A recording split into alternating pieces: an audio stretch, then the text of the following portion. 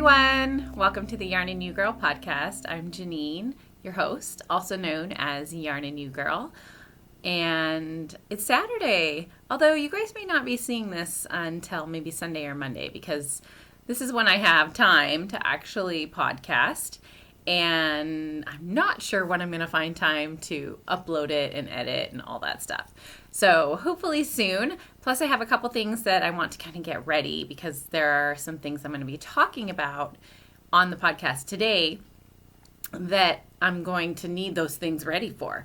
So we'll get into that in just a few. If you are looking for me on the internet, you can find me on Instagram and Facebook as Yarn and You, and Ravelry as Yarn and You Girl. There is also a podcast group on Ravelry called the Yarn and You Girl podcast group, and that's where I'll post show notes or giveaways or whatever. There's also an Ask Me Anything thread in the page there where if you have questions or just want to, say hi, you can go over there and say hi as well. So I'm feeling a little scattered, but I feel like I say that all the time too. So maybe this is a normal thing. It's Saturday morning and I don't usually podcast on Saturdays. I usually try to podcast when my family is either at work and my husband's at work and the kids are at school. They're obviously not at work or at school today, so they're downstairs. And I always get a little nervous when they're here in the house and I'm podcasting because I feel like they think this is a little silly or something. My boys especially, they'll be watching me edit and they'll be like, "Mom, you really said that? That's just silly, and just kind of give me a little ribbing." And so it's a little unnerving that they're downstairs right now, but I don't think they're going to interrupt me, because they are busy playing some video game together. So that will keep them occupied quite a bit. And I can usually count on that to distract them from what I'm doing up here. So I shouldn't have any doors opening or busting in this morning. So hopefully that's good. And just welcome to my little podcast about knitting. I mostly talk about knitting. I do a little bit of knitwear design. I also sell yarn, which we have a website for that, which is yarnandyou.com. I am a pharmacist in my real life job and dyeing yarn now and all these other things. So I stay super busy. So today I will have enough time to get the video done, but not very much time to get the editing and stuff done. So hopefully it will happen and you'll see this sooner rather than later. Let's see. I don't know if I have any maintenance things or housekeeping stuff to talk about today. I think I just have knitting and crafting and all that to talk about. So mostly what I have been working on, I have a couple finished objects. Mostly what I've been working on is my sweater design, which I'm wearing. I finished. Yay! So excited! This is the That 70s sweater. It is inspired by a sweater I saw Lori Foreman wear on That 70s show. Lori is Eric's older sister. She's kind of, a floozy, but she's had some really cute sweaters on the show. And when I would see some of the things that she was wearing, in the back of my head, I'm like, oh, I could totally make something like that. So I decided to make this sweater. It is like a t-shirt sweater. So perfect for in the next couple months when things hopefully will start getting nicer. A spring wear type thing. It is made out of fingering weight yarn. And it is just your basic, short sleeve t-shirt. So I'll stand up, kind of show you what we're talking about here. So the yarn I used is yarn that I dyed. This main color, which is the white speckled, is Nuclear, and the contrast color, which is what I have on the band around here, and the striping on the arms, is Hubba Bubba. They are both in my alternative sock base, which is a 75-25, so 75 superwash merino, 25% nylon, and The sweater is going to come in a range of sizes. I do need test knitters for that. So that's part of the reason why I'm not going to be posting this right away, is because I'm finishing trying to polish up the written out version of the pattern. And I do need test knitters for that. So if you are interested in test knitting this sweater for me, I would love it. If you can commit to that, that would be amazing. It is probably going to take, I probably need it done by the end of March. I know it's a sweater, but it is a short sleeve sweater. I know sweaters for some people can take a little bit of time. But if you are interested, and I'll try to get at least one person from each size. I would like to have one person from each size test it. That would be amazing. If you're interested in doing that, either contact me through Ravelry, which I'm Yarn and You Girl, or through Instagram on Yarn and You. That would be really helpful as well. And yeah, maybe you'll be able to test knit this for me. The pattern is written out completely. All the numbers and everything are done. What I'm trying to figure out now is how to, you know how in sweater patterns they usually have like a schematic of the sweater to give you the finished dimensions? That's great. I have no idea how to do that on the computer.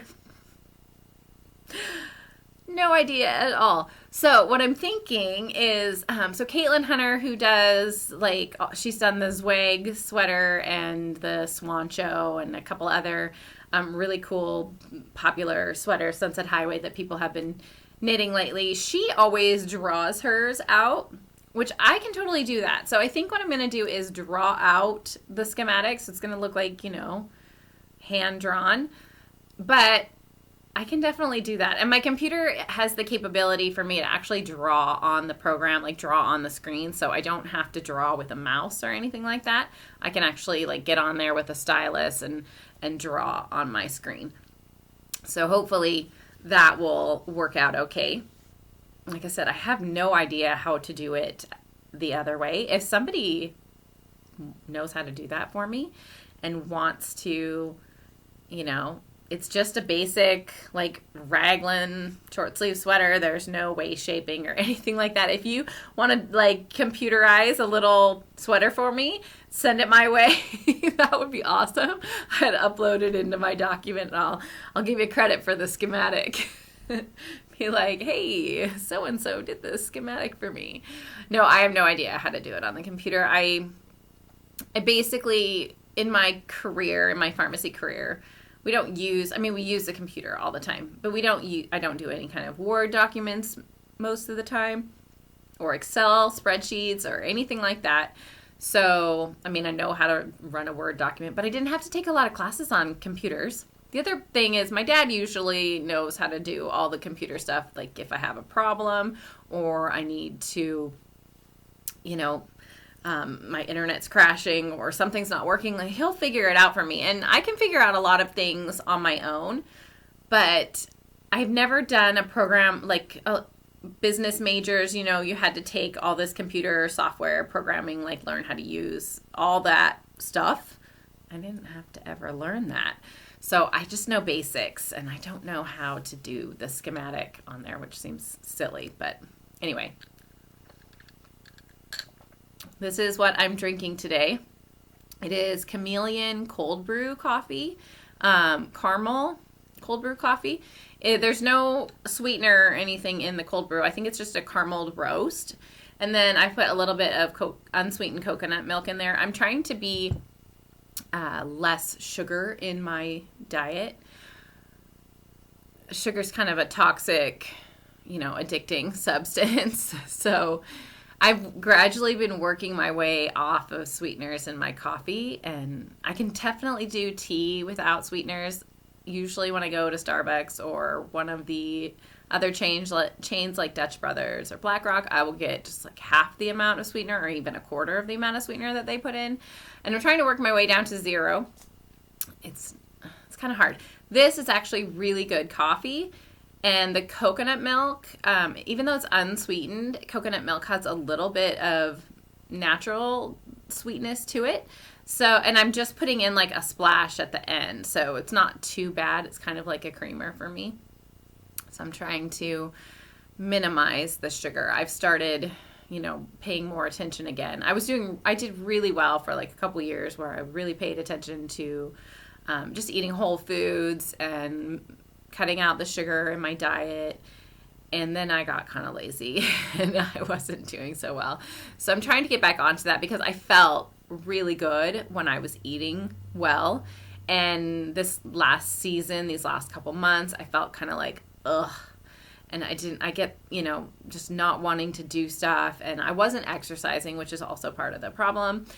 So I wasn't getting that natural endorphin kick from the exercise. I had stopped exercising because I had a hip injury, like I strained something or whatever, and so I was trying to let my body rest, which is important. But anyway, now I'm trying to slowly get back into things and try to make sure that I minimize that, goody, sweet, yummy stuff out of my diet. So yeah, so that's why I'm drinking this today, but it is really good. I've been trying to find, coffee that I can drink without sweetener in it. So, anyway, this I'm so excited about. It did not take me very long to do. Once, I think the last time you guys saw it, I had just connected this part and the back together underneath. And then what I had done is I had seamed the sleeves on so that I had the sweater in a place where I could actually try it on as I went. And I do suggest doing that in the pattern because it just makes things easier. Because these are striped, there is a little bit of seaming that you have to do. You can't do this completely in the round. So you do work some of the pieces separate to begin with, and then you join them all together. And then you just do your normal pick up your stitches around the sleeves, decrease for a little bit with the striping, and then switch over and make the ribbing. Like I said, it's fingering weight yarn. I made the 34 size. I think there's a little bit more positive ease in this than maybe my last fingering weight sweater. But I do really like it. I like that it's not like skin tight. It's tight, it's tight enough that it looks like it's fitted, but it doesn't have that like sucking it in and show all my, bulges and stuff, Anyway, so this is done. The pattern is ready for test knitters, just about. And so if you want to test knit for me, please contact me on Ravelry or Instagram and let me know. If you do wish to, please only contact me if you think you are going to be able to finish the sweater. I don't want people saying they're going to test knit this and then, backing out on me, because that defeats the whole purpose. So if you can commit to doing this sweater for me, that would be great. Just let me know. The other thing that I have finished in my knitting was some socks. My husband for Christmas got me a learn how to knit on a circular sock knitting machine class at this place in Portland called Fiber Rhythms. And they are in Southeast Portland, kind of by the Ross Island Bridge on Division Street. And it's kind of a busy neighborhood. Very hard to find parking during the week. So that was a little bit of a struggle, but I went on a Friday and I started a pair of socks, and then I went back on Saturday, finished the first pair, and then did the second one. And I kind of worked out all the kinks of that. And I figured there's a couple of things I'm going to be doing. So these are the socks. Let me get my sock blockers. I'll show you guys, because that'll make things easier. It's also kind of hard to tell, size-wise, but I think I did a pretty good job, and they fit me pretty well. So I did not learn how to use like the ribber attachment for the sock knitting machine. The machine that the gal has there is a Earl Bacher Gearhart Speedster machine. I think they retail brand new for all the accessories about $1,800, so pretty expensive. I, for a while, was saying, oh, I really want one. I really want one. Going and using one, I really enjoyed it, but I don't think I would use it enough to warrant spending $1,800 on it. So I decided that what I'm going to do is the gal, she offers studio time, and you can rent studio time from her. So I think what I did is I signed up for a month like membership, and what I'm going to do is I'm going to cancel at the end of the month, and just in this month of January, so I've already gone one other time, and I'll show you what I did from that. I'm going to go on Monday and crank out some more, and then, I figured if I get a certain amount of hours in the month, it pays for the studio time, and then I'll pretty much be done, I think, with the circular sock knitting machine thing. I do really like hand knitting socks, but it's nice. Some of my yarn that's been in my stash for a while has just been sitting there, and it doesn't go with anything else, so I can't really like pair it to make another project out of it, because maybe I wasn't being very mindful when I bought things. So I do want to make socks, and I do want to make my husband a pair of socks. So I don't think I would enjoy hand knitting him a pair of socks. His feet are big. I had to do that once for my brother, and his feet are gigundous. So that just takes a long time. So I thought, well, I could make my husband, he's not going to want a pattern or anything on his socks. So I'll just make him some vanilla socks on the sock knitting machine, use up some of my stash, and then I'll be done. And then I've kind of got that bug out of my body where I really wanted a circular sock knitting machine, but I don't really want one. I just wanted to use one and learn how to use one. And so having the availability of it at her shop is really great. The gal who owns the shop, her name is Dawn. She's super nice. So if you're in Portland and she does knitting machine classes and circular sock knitting machines, and she has classes for those as well. And then, lots of yarn and different stuff there. So these are the socks that I made. I used Knit Picks Felici in the mint chip colorway. And this is what's called a hanged hem. So I didn't use a ribber attachment to get normally at the top of my socks I do ribbing. I did not use that because I was just kind of learning how to do basic sock on the sock knitting machine. And this sock, this entire pair of socks was done on the machine except for I grafted the toe. The heel was done on the machine. The actual toe decreases were done on the machine. And, the hem and everything up here. So this is called a hanged hem. It's basically a folded over edge. So you crank around for about, 20 rows, and then you attach the you fold it over, attach the two rounds together, and then you just crank down, on your regular sock.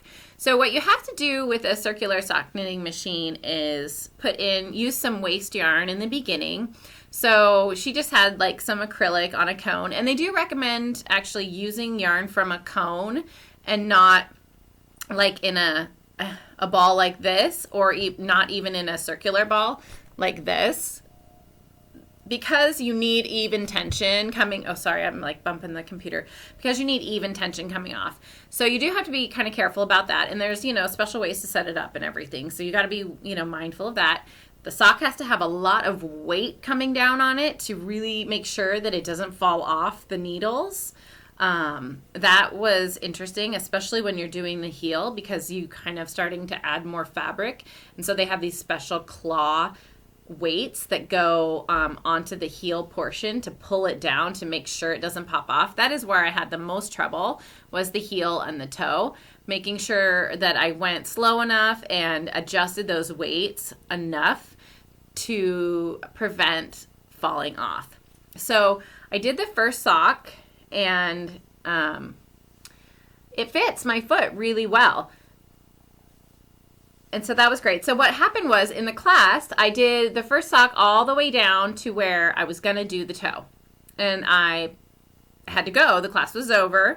So we put waste yarn.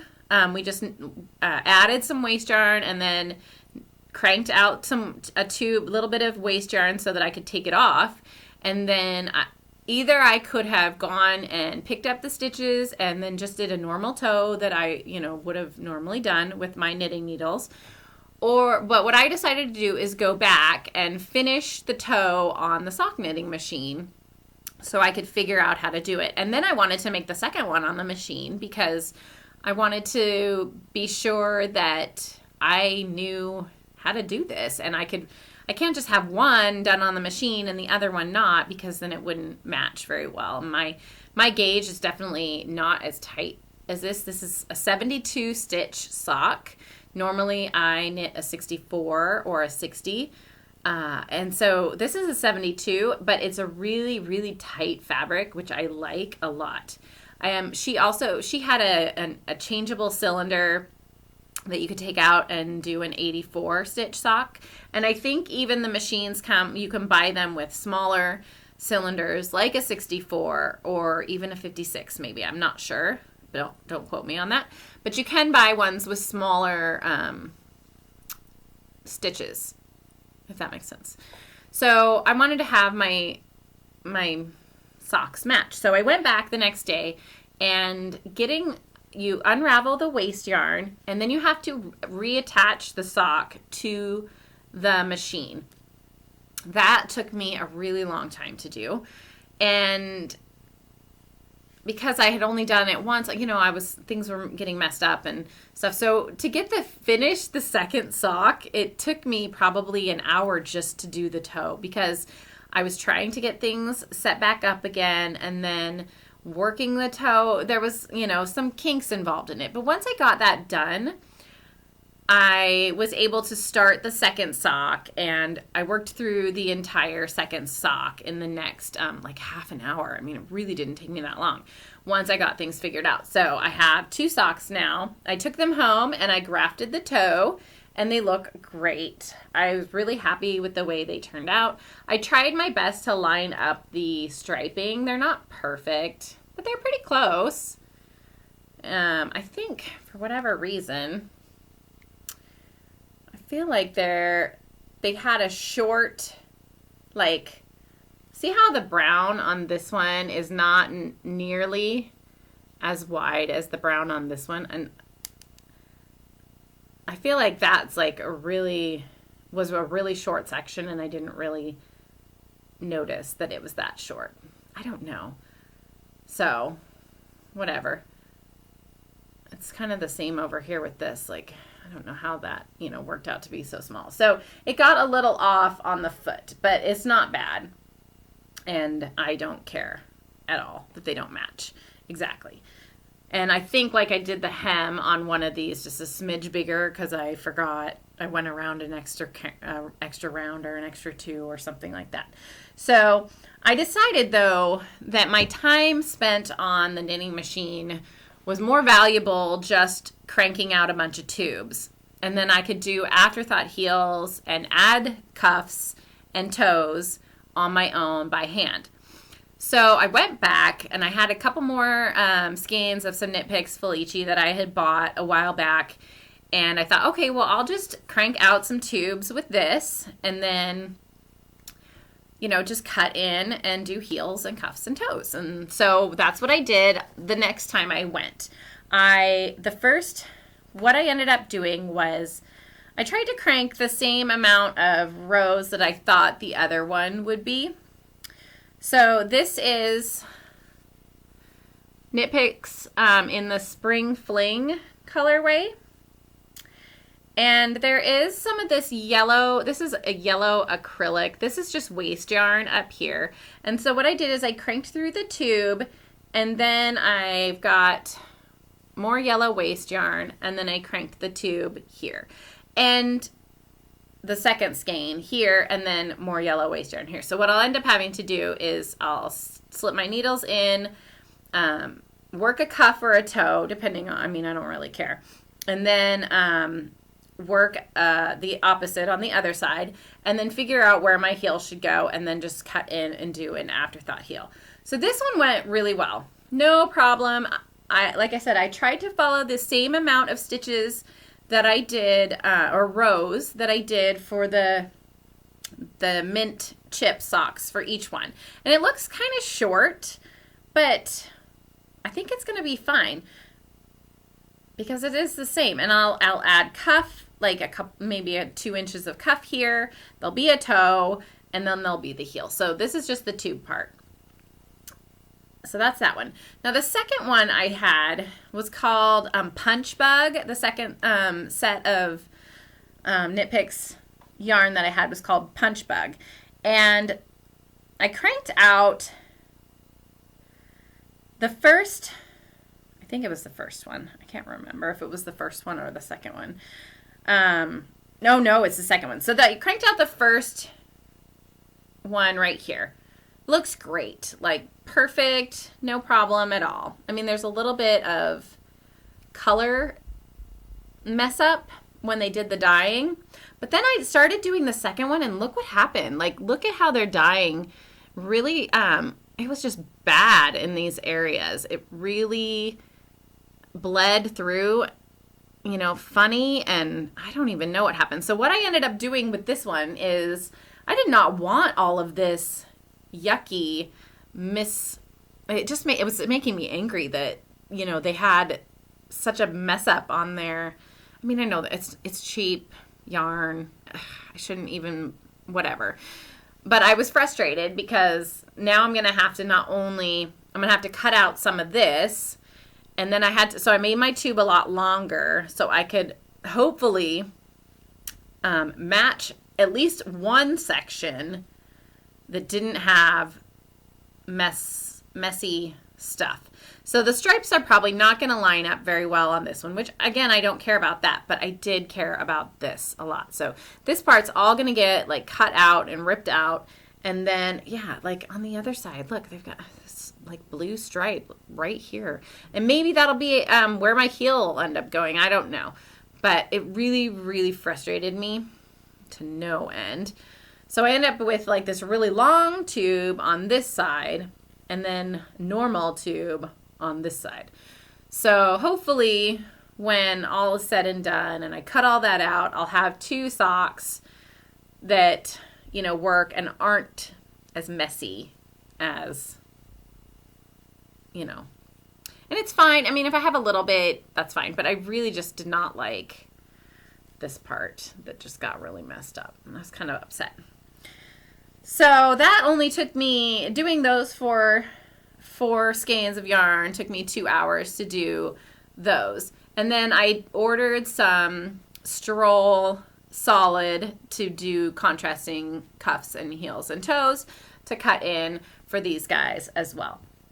So that's coming in the mail, and I will have a couple more pairs of socks. And I don't know if I'm going to do these right away. I might just leave them as tubes for a while, and if somebody needs a pair of socks or a quick gift or whatever, I can just cut in and take care of some socks for them really fast. So that's kind of where I'm thinking that's going to go. The other thing I've been working on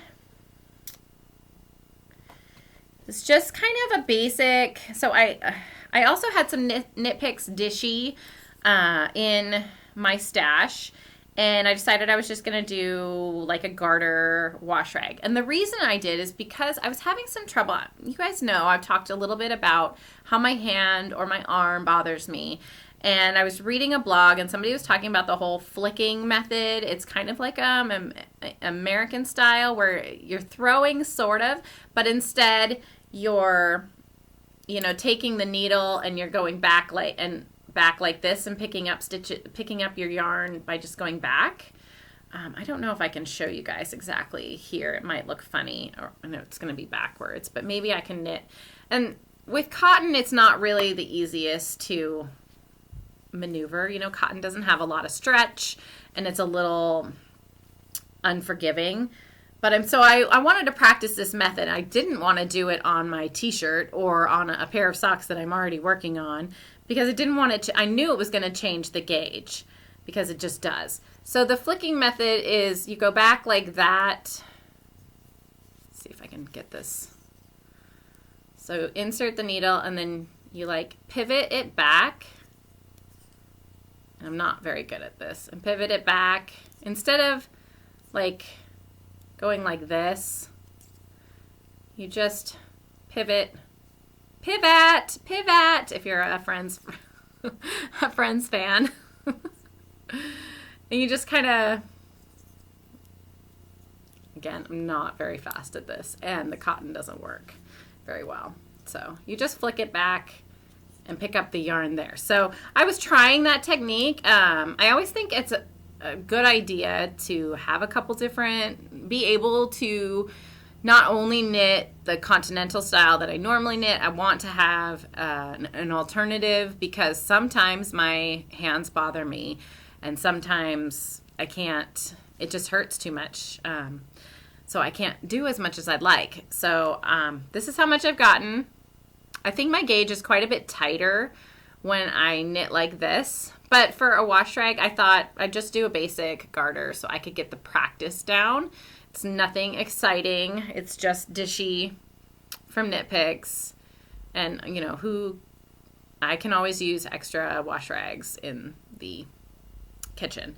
So anyway, not exciting, but I have been working on that because I did want to practice that particular method of knitting. The other thing, I've done a couple rows on my 3x1 ribbed sock. It's all tangled. So I started this a while back because I just needed like a mindless project to work on while I was at the Puyallup Quilt Craft and Sewing Festival. And I am totally snarled up right now. I had them in the same bag with the Dishy, so I don't know if things got a little, like, anyway, whatever. I'll figure it out later. But so the last time you guys probably saw it, I just put the heel in, so I've really not worked very much, but it's just kind of my, I don't know what I want to work on right now, so I'll just work on this sock. And it's in my Jazzy Tweed base, which is a 80, dang it, I can't remember. 85% superwash merino and 15% colored nylon neps. So they have the little colored bits throughout. And it's just a 3x1 rib throughout. And I'm on to the foot now.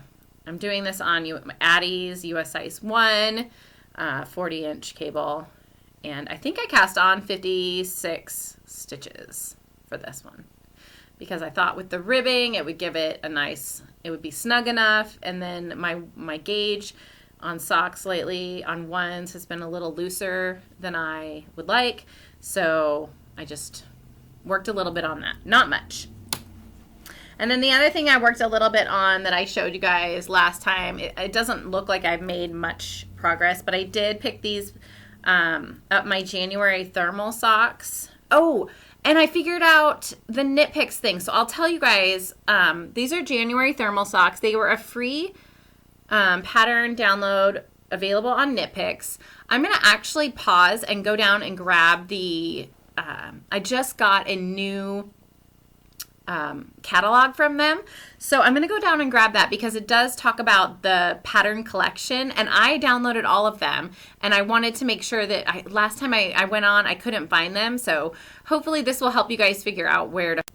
Okay, I think I went so fast with my pausing button that I might have cut off what I was saying. So sorry about that if I did, but this will help. So this is the most recent winter 2018 Knit Picks catalog. And in there is where, well, it was probably winter 2017 that I actually found the thing, but it's called the Toasty Toes, I believe. Let's find it. Yeah, Toasty Toes Socks for All Seasons. So this is the collection, Toasty Toes Socks for All Seasons. And if you buy a printed book, it was $8.99. Ebooks were $9.99. but you could do individual pattern downloads for free. So that's why I went on and downloaded all of them for free, because it's like a free ebook. So if you're looking for it on Knit Picks, it's under the Toasty Toes Socks for All Seasons collection. And I'm doing the January thermal socks.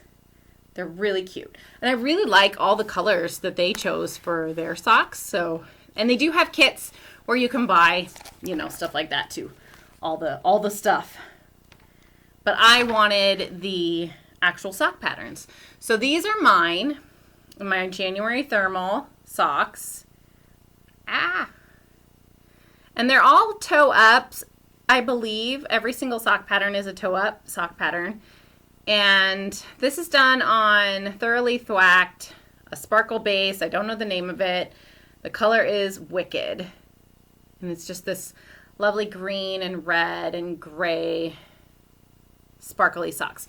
So I've only done maybe like 4 of the row repeats since I saw you guys last, because I've been working almost exclusively on my sweater, because I really wanted to get that done. But I have been working on it, and like I said, I picked it up again last night and did maybe 3 or 4 repeats. So I'm close. I need maybe about another inch before my heels go in, and then I'll start working up the leg. I'm not rushing on those, because I'm trying to be like, it's okay if I don't finish things right away. I'm not good at entering in the knit alongs anyway. So I wanted to be a part of the Christmas Eve cast on. That was what my Christmas Eve cast on was. But I doubt I'm going to have it done in time, which is fine. I don't care. I don't know when it's actually due. But I'm not going to have it done. I just wanted to be, I like to be involved in that. So that's my sock pattern that I'm working on right now. And it is a little, complicated, so it doesn't go as fast as a plain vanilla would. So those are all my knitting works in progress. I have made some progress on my cross stitch pattern. And thank you to everybody who helped me figure out what the heck was going on with that other one. I think I'm just going to buy some linen or Ada cloth or whatever and just do it on my own without that pre-printed one. But anyway, this is, and it's still, I'm not going to take it out of the hoop, but this is the one I've been working on. And I've gotten, I think the last time I had maybe just this section of the bird done. So the bird is almost completely done, except I didn't finish the tail just because I wanted to kind of start working on the bottom area here. So there's a flower and, the bird's feet, and she's on a branch, and I got, everything done there. I do still need to do the black outline, and, I didn't do a super great job in some of these areas. I screwed up the counts, and so I'm figuring that out still. But that's been really fun, and it's giving me such a nice break from my knitting arm. So if my hands get crampy or something like that, this is what I've been working on if I need a little bit of a break, because it just doesn't give, it doesn't have that same amount. Now, it's really hard to see this sometimes, and if I'm not doing it in the best light, then I'm having a little bit of a difficulty with that. So I did buy myself one of these, like, hang around the neck with a magnifying glass and a light, and that's been really helpful, especially reading the chart, because I can see it fine. I can see the stitches fine on the actual cloth, but the chart is super tiny, and it's really hard to see sometimes where I am, and so I'll use the magnifying glass and the light for that if I need it. I got this at just Joann's, and it just hangs around the neck like this, and then you can kind of prop it up against your chest like so, and just kind of look through it if you need to. I've just been hanging it around my neck if I need it, and then I'll just pull it up and like kind of look at the chart and work it if I need to. And then I've just been storing it in my bag with the rest of the stuff for the cross stitch. So that is this the cross stitch is called Heartfelt. So if you're wanting to do that same cross stitch, this is it right here. And yeah, it's pretty. I'm really enjoying it a lot. So I think I'll end up framing it and it'll end up being a gift, but it has been really nice and fun to have something different to work on than my knitting. And I'm housing that in my Bags by Awesome Granny bag because it's giant and I can fit the hoop in there and everything else. So that is all the projects I've been working on lately. I do have some upcoming things that I'm planning on casting on hopefully this week. So the first thing I'm thinking of casting on is the Exploration Station by Stephen West. So everybody's done this pattern except for me. I bought some yarn when I was at Vogue Knitting Live Seattle, and so this morning I caked it up and I plan on starting the Exploration Station. So this is my palette here. These guys, I don't know if I can hold them. And then this one, let's see if I can get these on. And then this one. So hopefully the three lighter ones are Ritual dyes on the Maiden base, which is an 80/20. And this one over here is called Forage. This one up here, I can't remember. And the purple bottom one is Belladonna. Let me see if I can figure out what this rusty one was called. Shines. So this is Shines. And then the other one here is Hazelnuts, Artisan Sock, and Aquarius. So those are going to be my Exploration Station, and those hopefully that will be cast on today maybe or in the next couple days. And then I'm planning on making another sweater. You guys, I don't know if you remember this, but this is my Ba La Jolla that was going to be the breathing space sweater. Didn't work out so well, ended up looking like a moo-moo, remember? So I ripped it all out, and I think I'm actually going to make a zwag out of this. I know everybody's making a zwag, but I think this would be really pretty. And I was trying to think of another sweater that I could use all of this solid and just a little bit of the contrast in, because I only had one skein of this, and then I had like 3 skeins of this. So I'm thinking it's going to be a zwag, and I've been seeing everybody else's, and they're so beautiful. So that's the plan for this yarn. I'm trying to work out of my stash a lot lately. Like I said, I bought some Knit Picks that's coming, and the reason I did that is because I had a friend ask me to make some DOS Monster pants. I don't know if you guys have probably seen them. It's a free pattern. It's called DOS Monster, and they're baby pants that are striped that have the monster smile on the butt, and then you put the eyes on and stuff afterwards, and so it just looks like a monster on the butt of the baby. Really cute. She asked me if I would be willing to make them for her, and so I picked out some Swish DK from Knit Picks, and that's coming in a couple different colors so that I can maybe make a girl one and a boy one or something like that, because she knows for sure that one of her friends is having a girl. She doesn't really care what colors, so I kind of had free reign over that, and she knows that it's not my biggest forte to make stuff for other people, but I told her I would at least make one pair, because I can usually commit to one. Sometimes when you get the second one going, I get a little bored with it, so I don't want to do it, but I can definitely commit to one. So I'm going to be planning on knitting a pair of those soon. And then I've got some more plans, some more design plans coming up too. So that is it for the majority of the knitting and the upcoming plans.